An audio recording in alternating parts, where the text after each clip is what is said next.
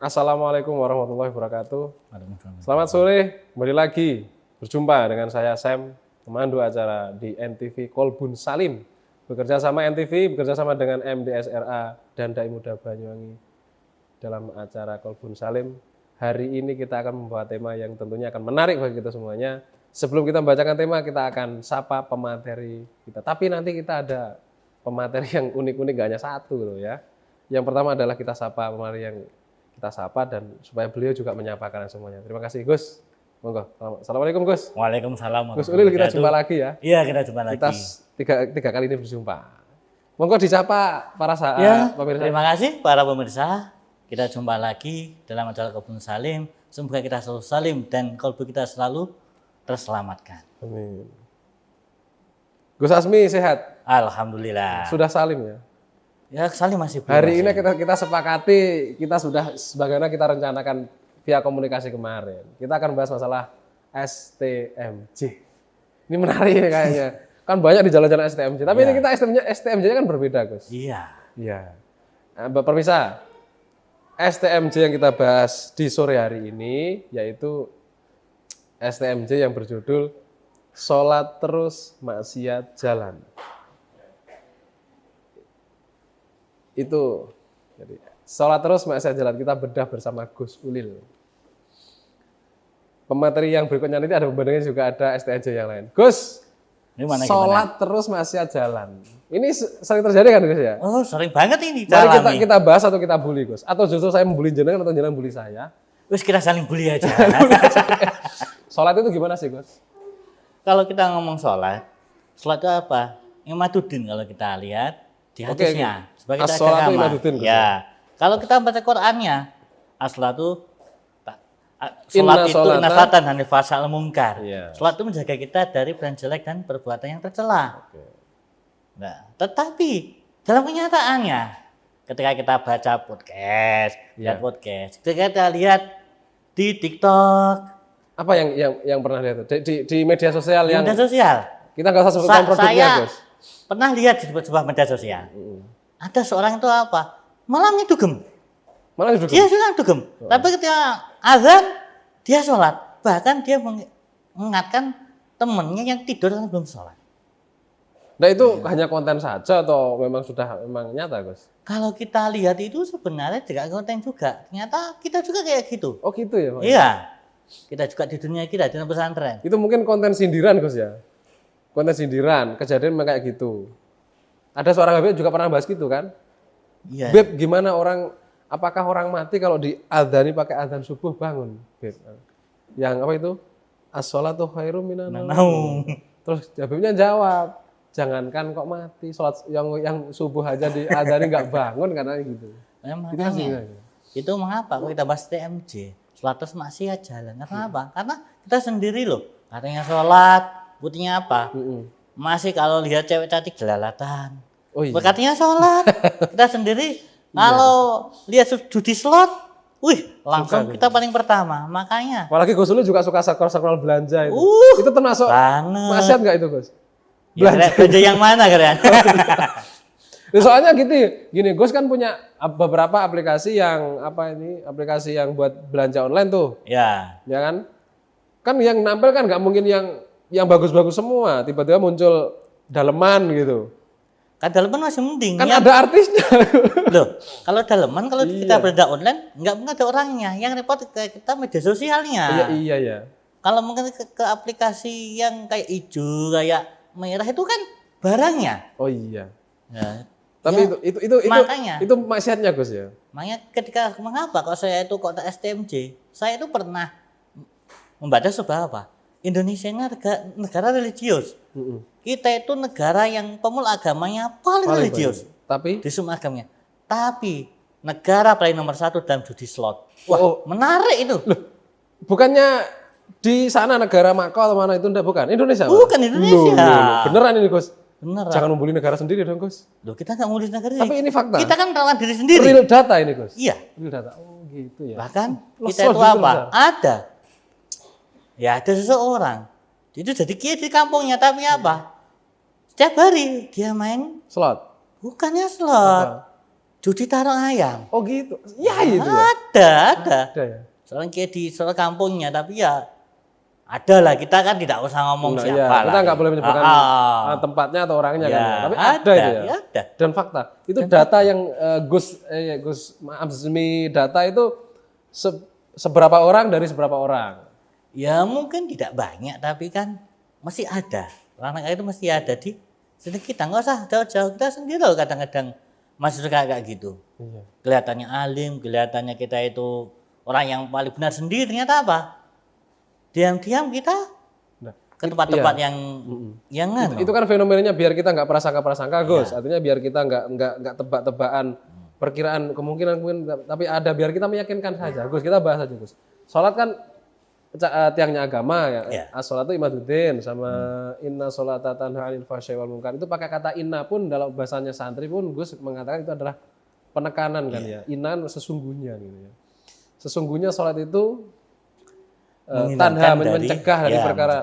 Berarti kalau orang yang sholatnya nggak pakai inna, berarti itu nanti dia akan mungkar Gus ya.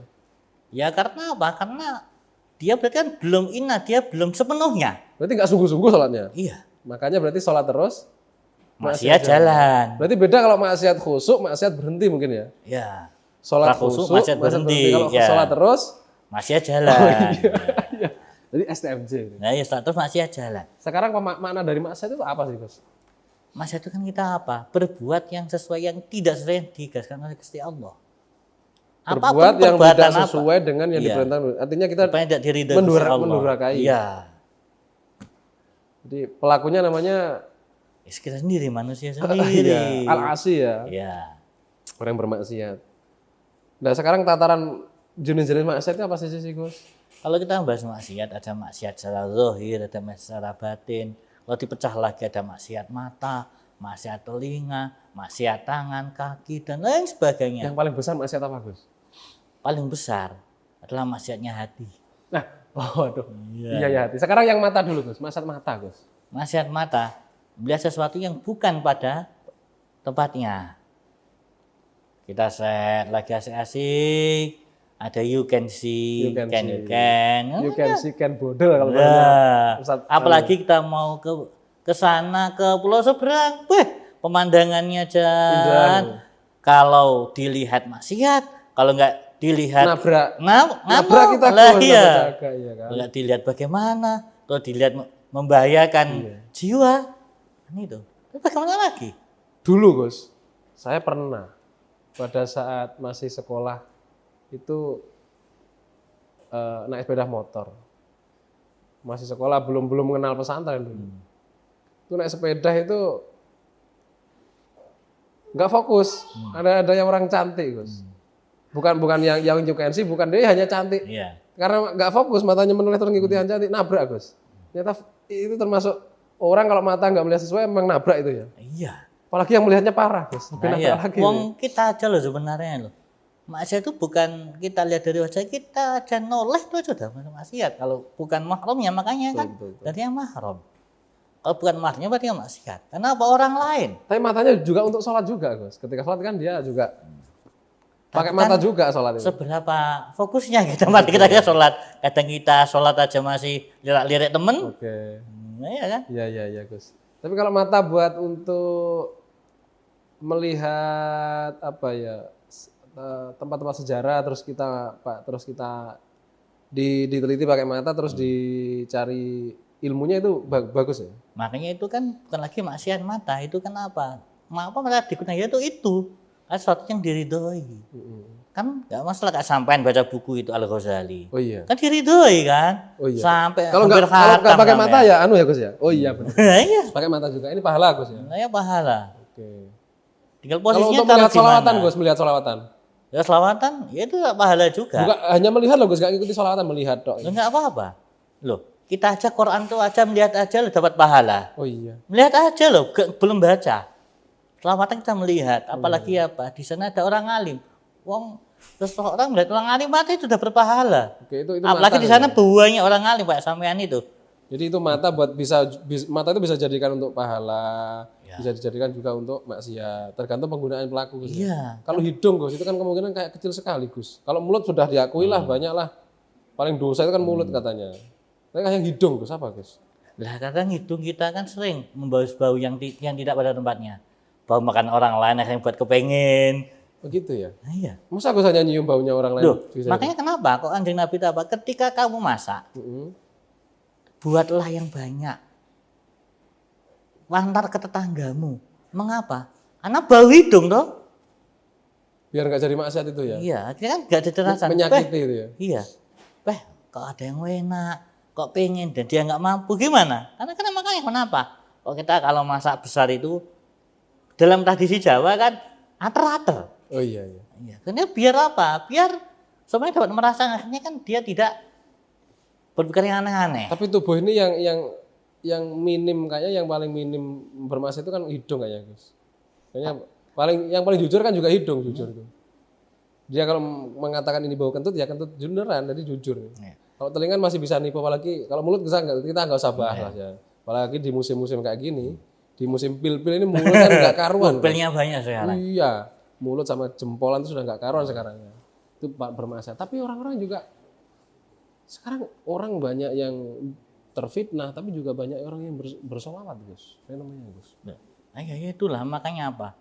Harus ada keseimbangan, ada keseimbangan. Bagaimana kita menjalaninya gitu. Kenapa? Karena ya itulah. Karena kita nggak mau. Ya memang anggota tubuh kita memang kita sendiri bukan kita sering maksiat. Mau kita sadari apa enggak kita tuh lebih sering maksiatnya.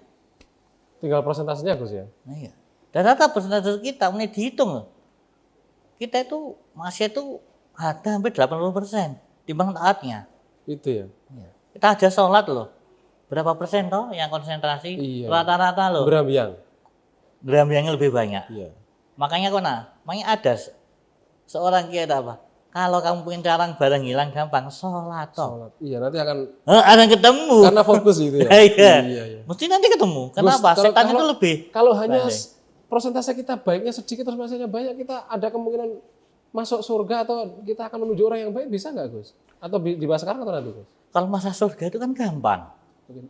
Gus, dibahas nanti aja ya. Ya. Kita akan lanjutkan setelah yang satu ini. Oke, bisa.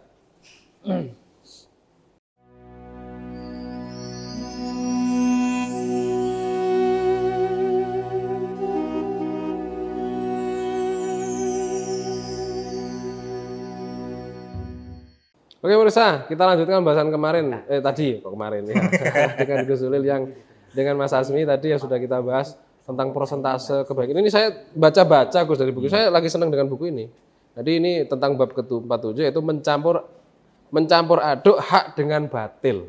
Cocok dengan bahasan ini ya. Cocok. Kalau Imam Ghazali nulisnya mencampur aduk antara hak dengan batil, gitu ya. Gus, jadi ini kita biar lebih seru.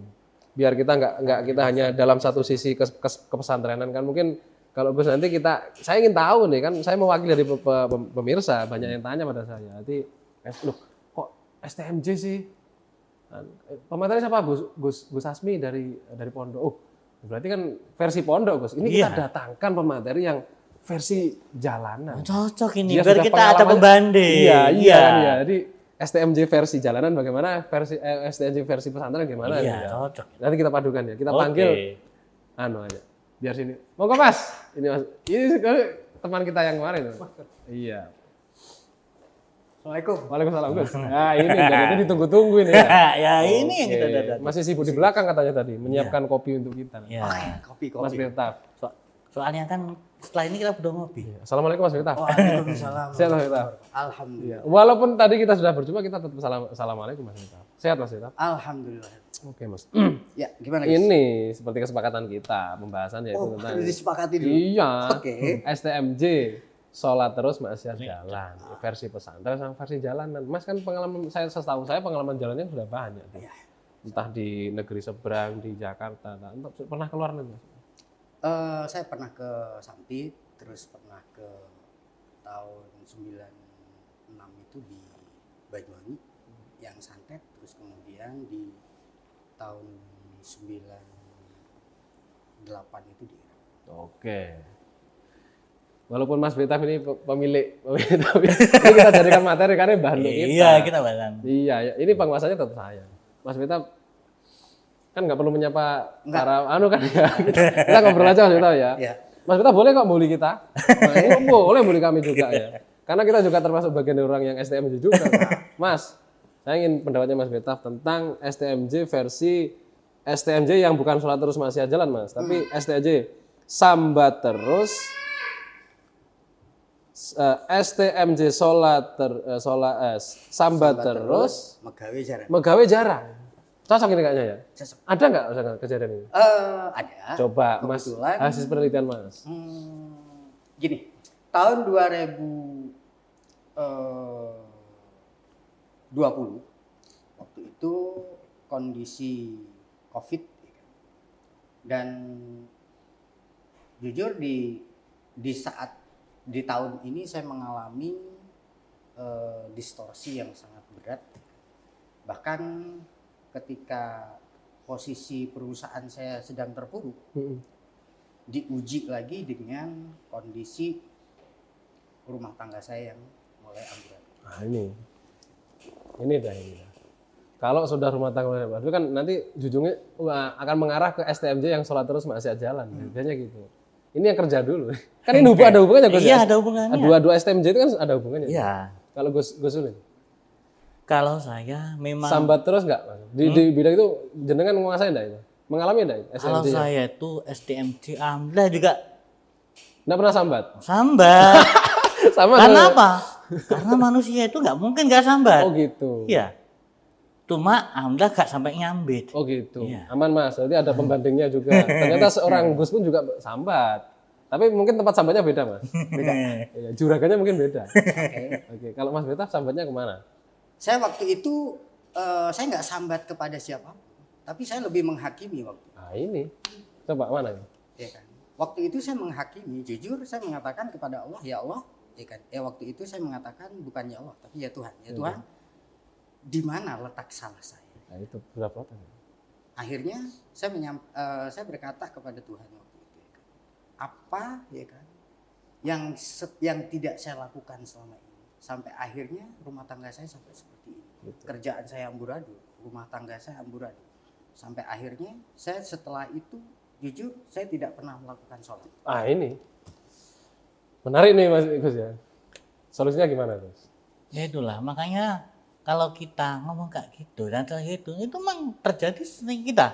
Karena apa itu? Karena nanti pembahasannya mungkin bukan saja ini. Nanti kita apa?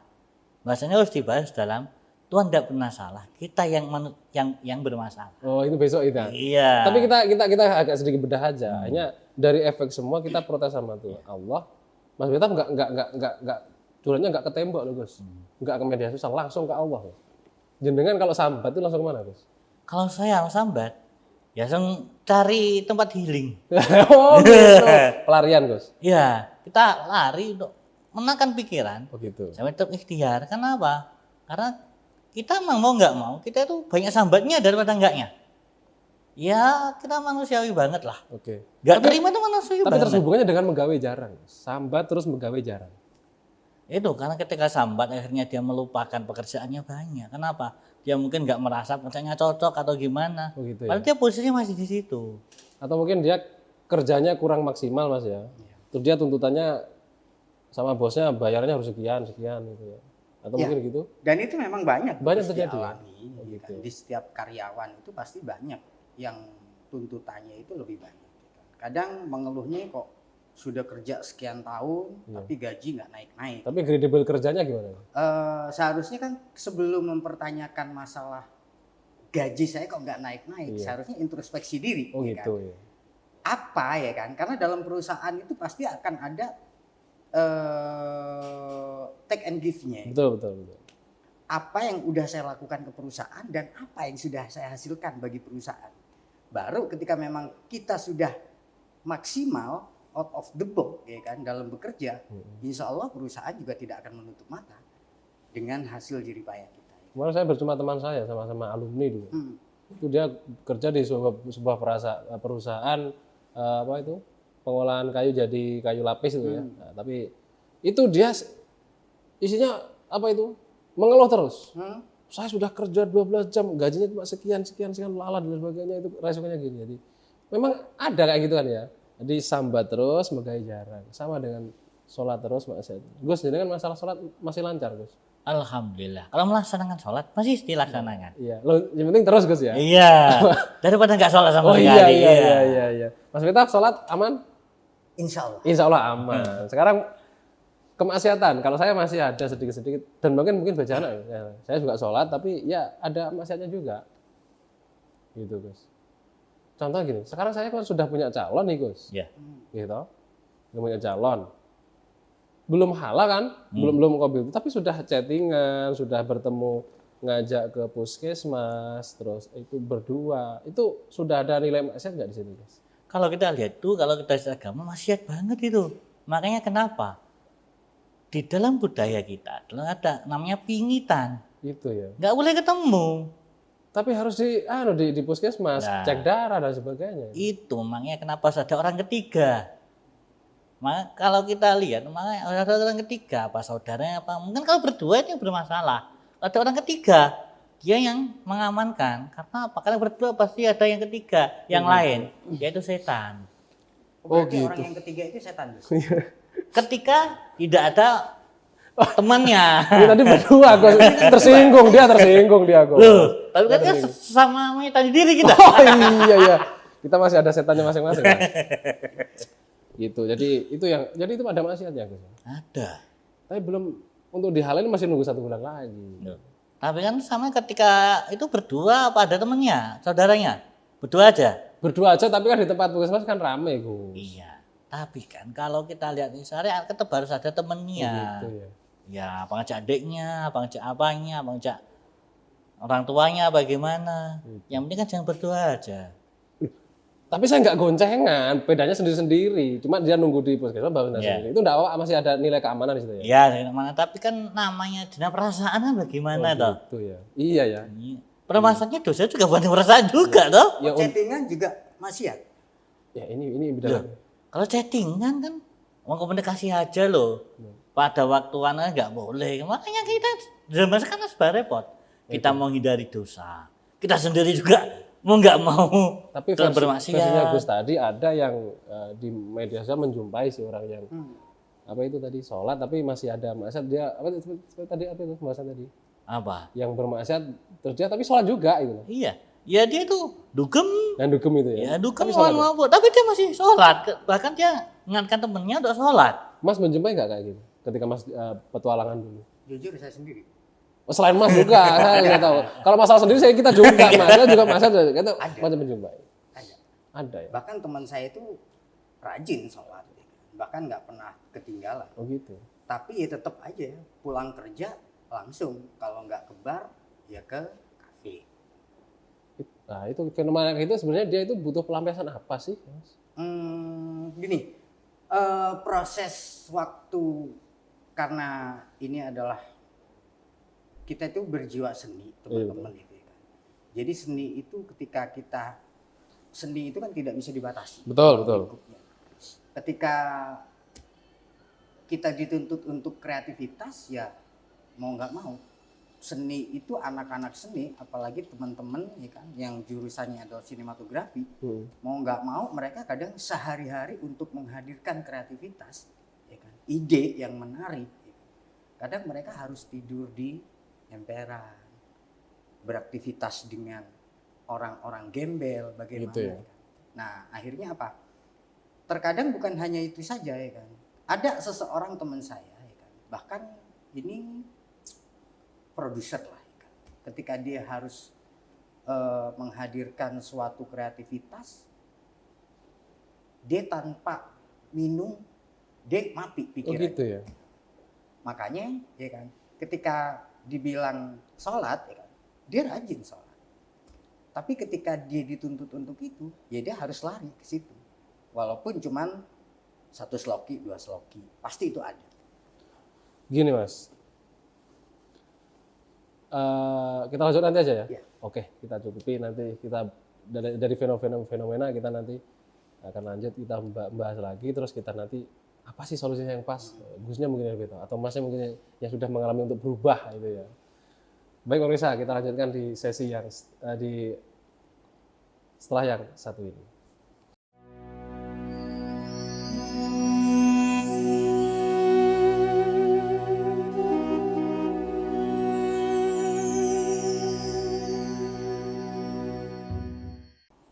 Baik pemirsa, kita lanjutkan pembahasan ini lebih menarik lagi nih tadi. Jadi kalau ini bahas nggak ada selesai sholat terus masih jalan, karena namanya kata-kata terus sih sampai akhir zaman kayak gitu, sholat terus masih jalan. Di sana sholat, di sana maksiat, itu hal itu saya masih teringat lagunya Si Wiro Sableng dulu itu ya. Segala yang ada di dalam dunia ini terdiri atas dua bagian yang berlainan namun merupakan pasangan. Jadi kekurangan itu bagaimana bisa menjadi baik. Ada katanya yang saya pernah dengar, dari kekurangan itu bisa menjadikan orang masuk surga. Aneh kan? Nah, kita tanya pada Gus Uli, Gus, jangan pernah cerita kan? Dengan kekurangan itu orang bisa menjadikan poin untuk orang itu bisa masuk surga. Jangan mengambil dari mana? Saya itu tadi pagi kok tepat saya itu lagi ngajar sama teman-teman santri. Oh iya. Saya itu membuka di salah kitab Tanghul Qaul itu tentang hadis tentang bab taubat. Di situ ada sebuah hadis bagaimana dosa itu bisa menarik orang untuk masuk surga.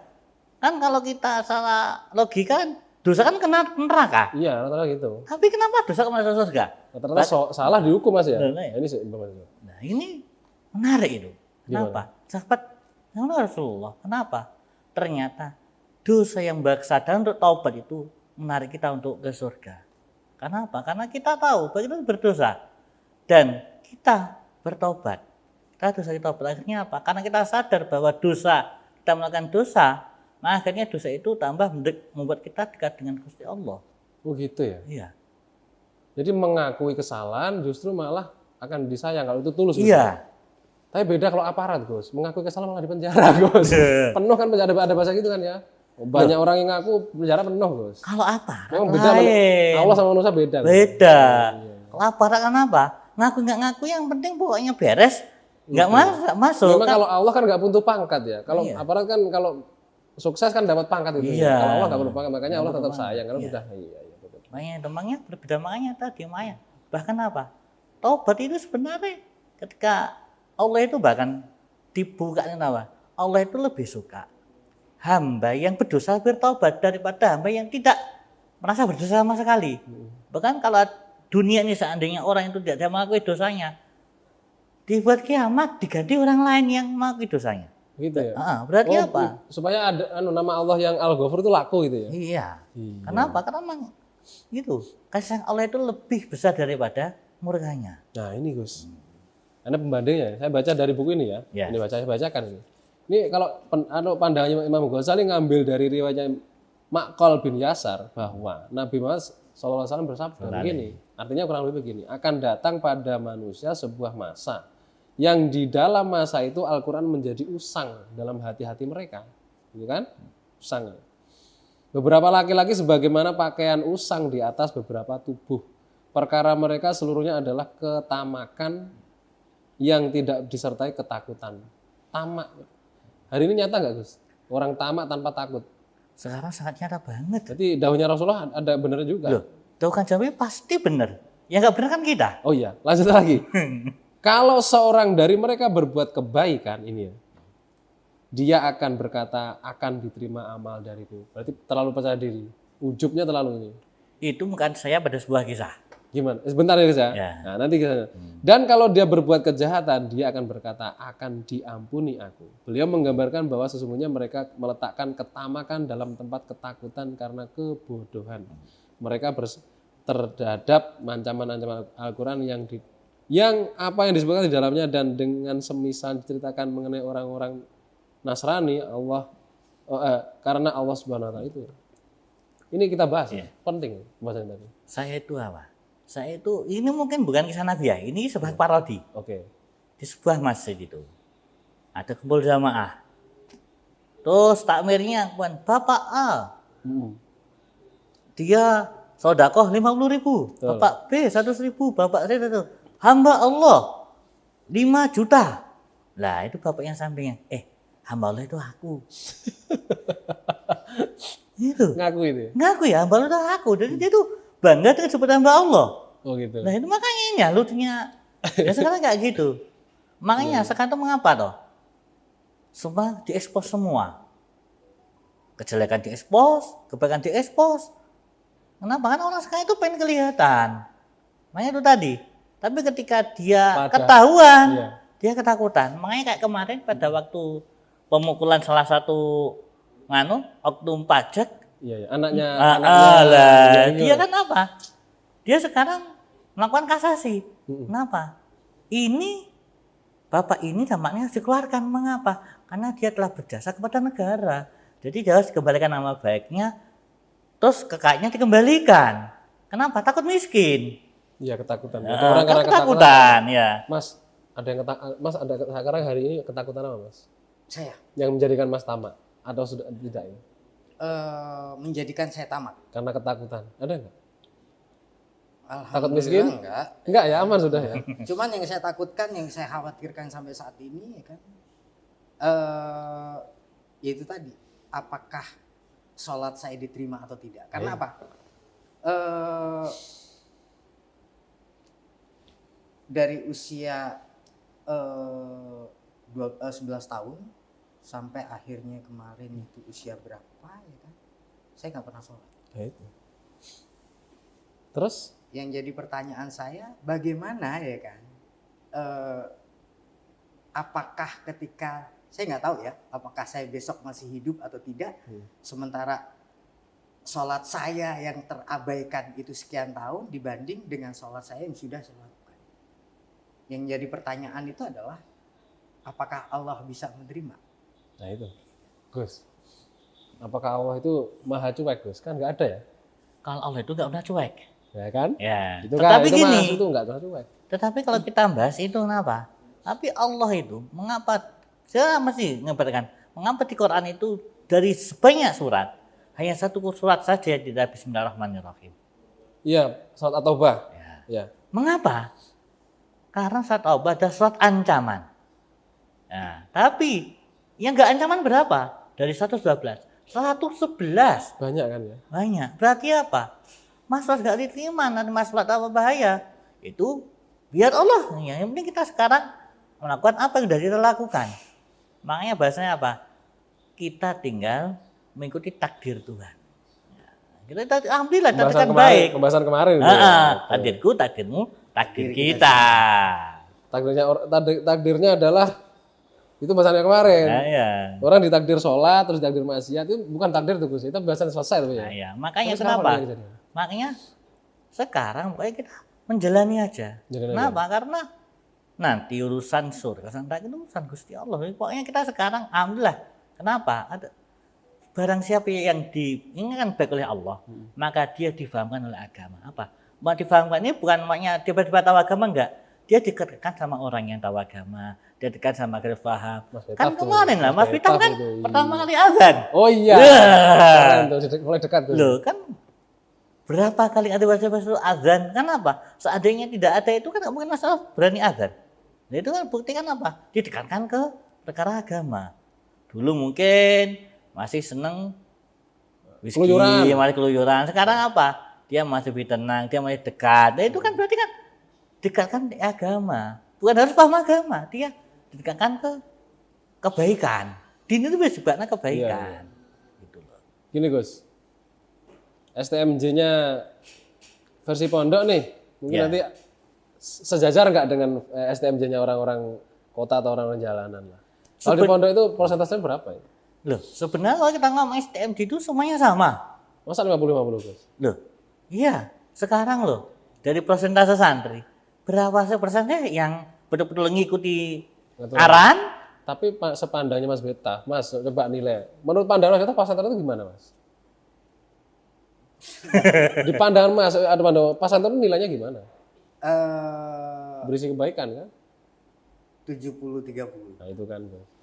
Nah, kan bersama. Makanya sebenarnya apa? Sebenarnya itu kita itu dalam posisi sama tapi dalam bentuk yang berbeda. Gitu ya. Iya. Kalau STMJ-nya orang jalan itu, lu parahnya kemana itu? Parahnya ya paling ke minuman. Enggak, maksudnya persentasenya. Oh, persentasenya. Sholat terus maksiat, antara sholat dengan maksiatnya itu loh. 40-60. 40-60. Sholatnya 40. Sholatnya 40, 60 maksiat. Iya gitu ya. Tapi itu fakta di jalan di itu tadi. Data itu kan Gus ya? Iya. Tadi ini Mas, tadi Muslim terbesar, pesantren terbanyak itu ya. Tapi Iya. juga Momen Islam terbanyak, tapi juga slot yang terbanyak. Judi loh gak selesai sampai sekarang. itu ya. Bahkan apa? Judi online loh. Botnya masih banyak aja. Botnya berapa? Itulah Indonesia. Tapi untungnya negara kita nggak seperti negara sebelah yang sudah melegalkan. Ada negara yang sudah melegalkan narkoba kan ada, melegalkan ganja kan ada. Karena mungkin saking bingungnya ekonomi, Iya. cara menaikkan ekonomi. Karena sekarang itu ya orang sudah mulai tamak ke ekonomi. Mungkin nggak hidup mas ya? Bukan gaya hidup sih, lebih ke tuntutan. Contohnya saya pernah sempat wawancara di Bandung, lokalisasi. Awalnya saya nggak percaya bahwa si perempuan tersebut adalah X. iya, itu awalnya. Terus bukan X, ini masih dalam. Ya kan. Tapi dia ketika adzan dikumandangkan, dia pergi. Nangis. Ada tersentuh. Nangis dia, sholat ya kan. Tapi ketika beres sholat, ya udah kembali lagi Oh gitu. ke tempat yang tadi, lokalisasi tadi. Akhirnya apa? Saya wawancara karena memang saya sempat observasi ya kan. Ternyata. Selama 1 minggu. Kenapa akhirnya terjerumus ke tempat seperti ini? Ya tuntutan. Karena apa? Ketika saya mau bekerja lurus, nggak ada yang menerima saya. Oh, gitu. Ijazah saya SD. Dan sebagian lagi, ada seseorang yang akhirnya sengaja dia menjual minuman keras. Betul. Di tokonya itu. Karena apa? Ketika dia menjual sesuatu yang halal, entah itu makanan, untungnya nggak seberapa. Karena apa? Ketika dijual mahal, ya nggak akan kembali itu modal. Tapi ketika dia menjual sesuatu yang entah itu minuman, entah itu narkoba, entah itu ganja, karena 1 on 2 on itu udah untung sangat besar. Itu termasuk seseorang yang menjadi tuntutan, bukan karena memang habit. Kalau tuntutan berarti dia hasilnya dari untuk apa mas? Bangun masjid kah? Untuk apa? Untuk keluarga dan diri sendiri. Oh gitu. Tapi ada sebagian lagi untuk bersenang-senang, happy. Kalau itu berarti gaya hidup kalau itu. Kalau lebih bersenang-senang mungkin enggak, karena apa? Klien saya 2 orang ini lebih ke biaya hidup. Biaya hidup besar. Tapi apalagi di kota di Jakarta ya kan. Gaji 1 juta, 2 juta itu nggak cukup. Orang miskin di Jakarta sudah 2 juta itu orang miskin. Kategori 2 juta, 3 juta itu sudah dianggap kategori miskin karena apa? Sekarang dengan biaya hidup di Jakarta belum kontrakan, air beli, segalanya beli. Iya. Kuburan beli. Kuburan juga. Makanya UMR kita jangan dibawa ke Jakarta, oh, nggak cukup. Iya. Makanya ya itu tadi kembali lagi ketika saya observasi itu saya lebih ternyuh ke diri pribadi, ya Allah ya kan. Tapi waktu itu ya saya merasa fine-fine aja ya kan. Ya udah itu urusan masing-masing. Saya di sini kan hanya menganalisa dan observasi untuk penelitian aja. Itu sih Gus. Ada kalau hasil penelitian saya ada Gus itu. Orang yang STMJ-nya itu ya sholat, tapi siangnya juga dia maksiat mulut dengan cara gibah. Dan mungkin Gus ngalami lah tuh. Loh, kalau kita itu apa? Kok orang lain loh? Kita sendiri loh ada kayak gitu. Apalagi ada puasa kita sering gibah orang. Puasa itu ya? Iya. Makanya kalau kita lihat presentasi kita loh, dihitung puasa kita, mungkin nggak ada yang lolos paling. Nah, tapi kita akan cari solusi Gus ya. Ada solusi atau dalil untuk supaya kita tetap aman Gus ya. Walaupun kita banyak maksiatnya, kita akan mencari rahmatnya Allah. Bagaimana kita bahas setelah yang satu ini.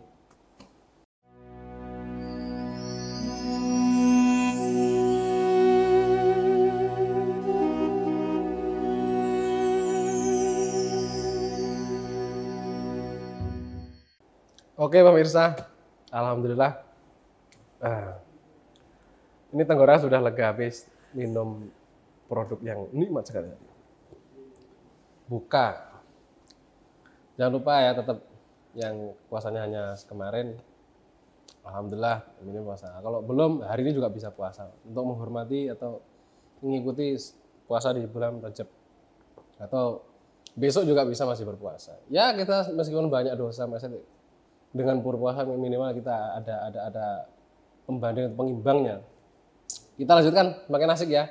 Dan nanti kita lanjutkan di pembahasan kali ini dan nanti akan kita cari solusinya dan apakah masih ada mungkin kan itu kita masuk dalam menjadi orang yang lebih baik lagi kalau kita banyak maksiat?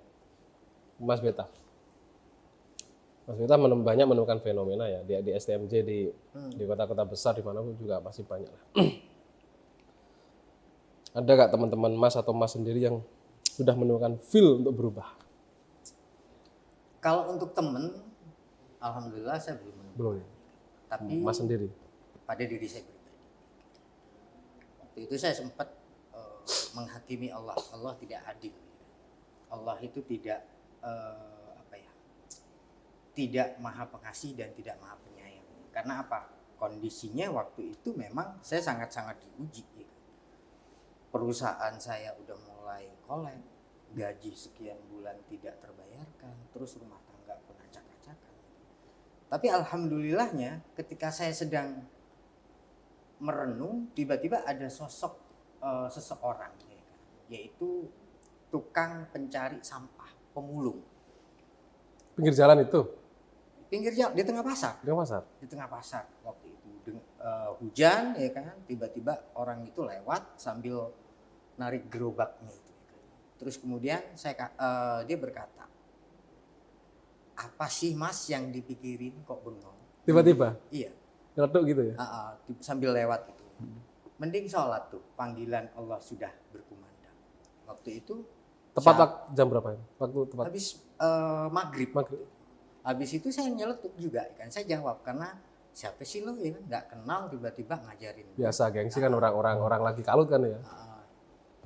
Siapa sih lo ya? Dengan ya mohon maaf waktu itu saya kan masih ada bahasa kasarnya. Iya, kan. masih orang kasar kan itu. Habis itu dia bilang. Itu gimana kata sebutan nanti pakai kata apa itu? Ya waktu itu saya menyampaikan siapa sih lo anjing lo, gitu ya. Lo, itu bahasa orang sana. Kan? Ikut campur urusan gue. Iya. Habis itu dia balik. Mas, apa sih yang dicari di dunia ini? Saya ngomong menyampaikan baik-baik. Tapi kok jawaban masuk? Udahlah, nggak usah ikut campur urusan saya. Toh situ juga nggak bantu. Oh iya. Apakah ketika situ menyuruh saya sholat, terus kemudian saya sholat, apakah Allah tiba-tiba bisa menyelesaikan masalah saya? Saya minta, ayo taruhannya apa? Tantang gitu ya. Ternyata orang itu tidak bergeming apapun, ya cuman ya udah. Itu urusan situ. Pergi ya kan. Akhirnya kok saya penasaran. Saya terus buntutin. Karena memang terjadi perdebatan lama, akhirnya sampai azan kedua pun untuk sholat isya mulai lagi. Akhirnya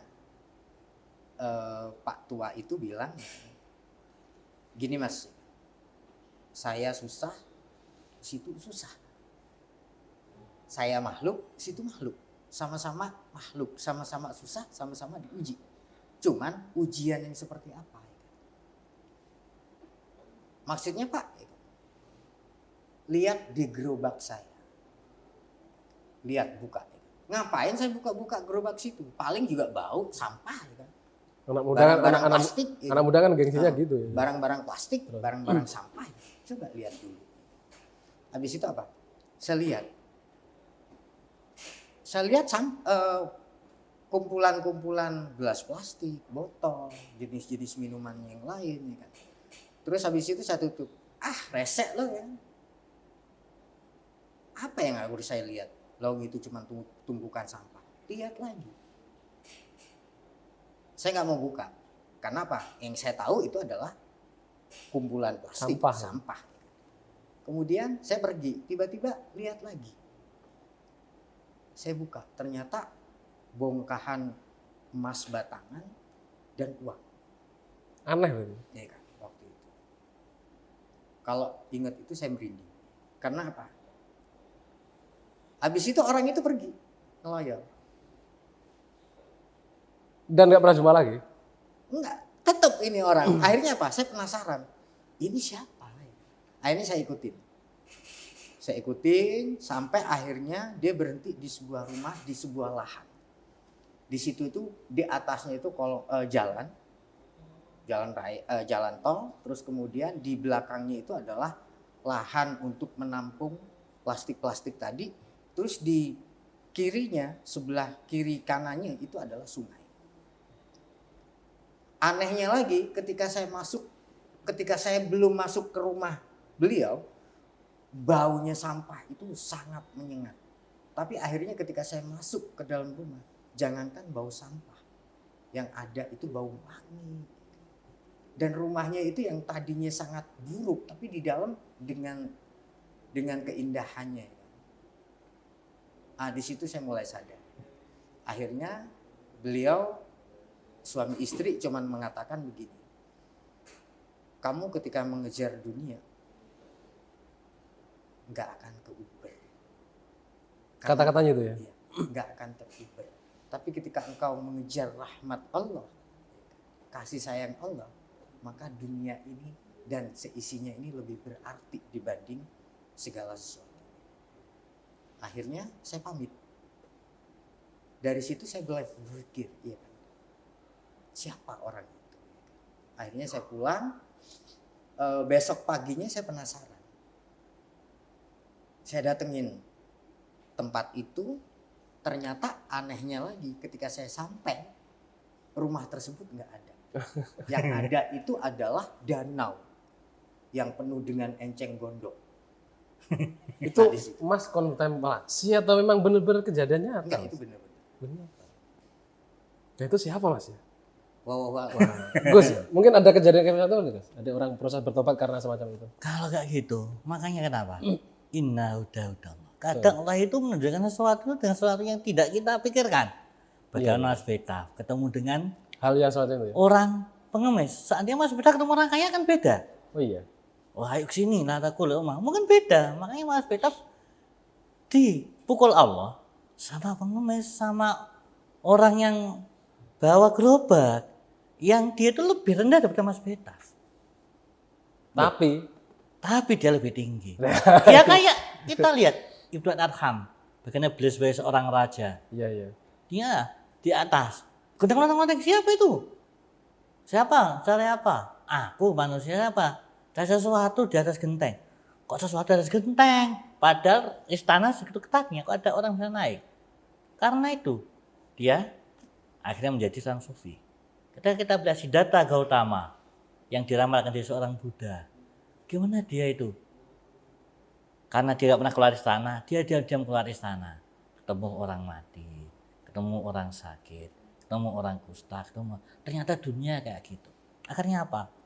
Ditinggal kerajaan, istrinya yang cantik, aneh-aneh ditinggal. Dia menjadi seorang pertapa, yang akhirnya dia menjadi Buddha, sang Siddhartha Gautama. Itulah inna huda Allah.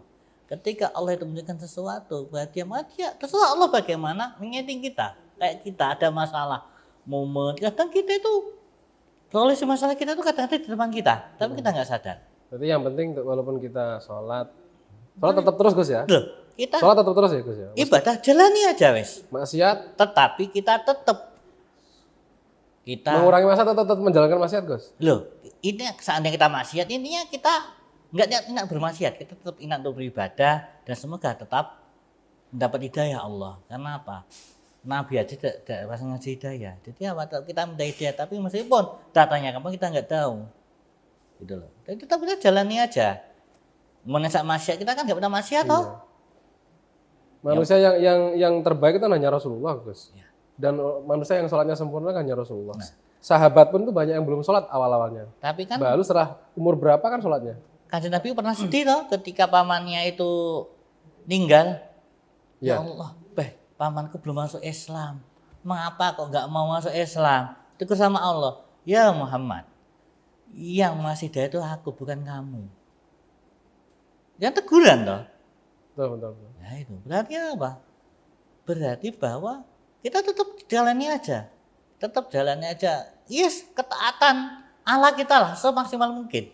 Masalah nanti dapat hidayah atau ketemu nggak tahu orang siapa, tahu yang enceng gondok, nggak apa-apa. Kita mungkin tahu yang sesuatu enceng gondok itu. Kenapa? Karena di dunia ini banyak sesuatu yang dirasakan oleh Allah. Karena apa? Seandainya kelihatan, mungkin manusia tidak betah hidup di dunia ini. Oke, Gus, jenengan sekarang berharap sama Allah dan berharap sama manusia itu Lebih persentase kemana? Kalau saya belajar untuk lebih banyak berharap kepada Allah. Berapa persen itu? Ya kalau ada 100%. Dari 100 kepada Allah berapa, manusia berapa? Ya kalau perlu 100%. Kalau kita mau persennya, ya kalau bisa kita maksimalkan. Tapi kenyataannya untuk praktek sendiri hari ini, Gus masih sampai berapa? Kalau hari ini mungkin yang tahu kan Gus sendiri. Lebih banyak ke manusianya daripada Allahnya. Karena apa? Makanya kita belum maksimal. Gitu. Tapi kita tetap belajar. Kan ada harapan untuk baik kan? Tetap. Harapan untuk baik tetap. Dan kita memang cita-cita untuk baik. Mas Witaf, harapan Anda kepada Allah dan pada manusia itu persentasenya lebih tinggi yang mana hari ini? Per detik ini. Saya lebih banyak kepada manusia. Hari ini. Karena memang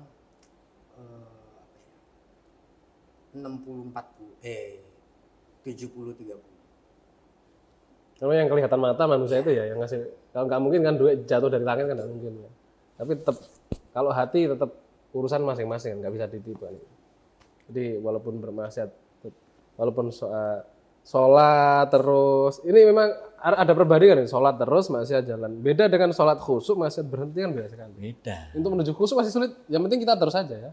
Loh, khusyuk itu apa? Itu hidayah Gusti Allah toh. Makanya sampai ada pelatihan sholat khusyuk loh, berapa kalian yang khusyuk? Iya, bahkan ada pelatihan sholat khusyuk dan amal gini-gini oleh gini. Kira-kira berapa persen toh yang tembus? Betul. Ya, itu aja. Memang yang ya, penting kita jalani aja, ibadah tetap jalan. Maksiat ya memang dihindari pelan-pelan. Tetap kita hindari pelan-pelan. Nggak usah terlalu ekstrim lah. Kenapa? Kalau ekstrim itu sulit. Nah, iya. Nanti jatuhnya terlalu parah nanti. Baik pemirsa, ini sudah sangat menarik. Sudah betapa puas sekali. Mungkin kita bisa dijumpakan lagi dengan sambungan materi berikutnya. Perpaduan dari kehidupan nyata yang dimana hitam dan putih itu selalu bersama. Siang dan malam harus selalu bersama. Yang penting berpasangan. Jadi kita mencoba untuk mengkulik-kulik tentang bagaimana yang baik dan yang buruk ini kita olah untuk menjadi sesuatu yang akan menuju kepada yang baik. Seperti mana tadi Gus Uli mengatakan bahwasanya dengan kesalahan pun kita kalau mengakui dengan tulus pada Allah maka akan jadi pengampunan dan menjadi orang masuk surga. Kebaikan yang dibangga-banggakan bisa dihapus begitu saja. Jadi orang itu tidak tentu, yang tahu hanya Allah Subhanahu wa taala. Yang paling dasar adalah seberapa nilai sujudmu ketika sholat kepada Allah. Engkau sujud hanya karena keberatan kewajiban atau sujud karena benar-benar engkau mengakui engkau adalah manusia yang lemah. Itulah kesimpulan daripada sholat terus maksiat jalan. Jalankan terus sholat, perkecil maksiat. Terima kasih Mas Beta. Terima kasih Gus Uli. Ya sama-sama. Berjumpa di lain waktu. Kita lanjutkan urusan kita masing-masing, ya kan? Yang penting kita tetap sholat Gus. Terima kasih. Oke. Terima kasih pemirsa. Kita lanjutkan di lain waktu. Terima kasih bersama kami AMDS RA Banyuwangi dan Dai Muda Banyuwangi bersama Pak Beta, Gus Ulin, bersama NTV, kerjasama yang baik sekali. Dan saya pribadi, saya mohon maaf apabila banyak salah. Assalamualaikum warahmatullahi wabarakatuh.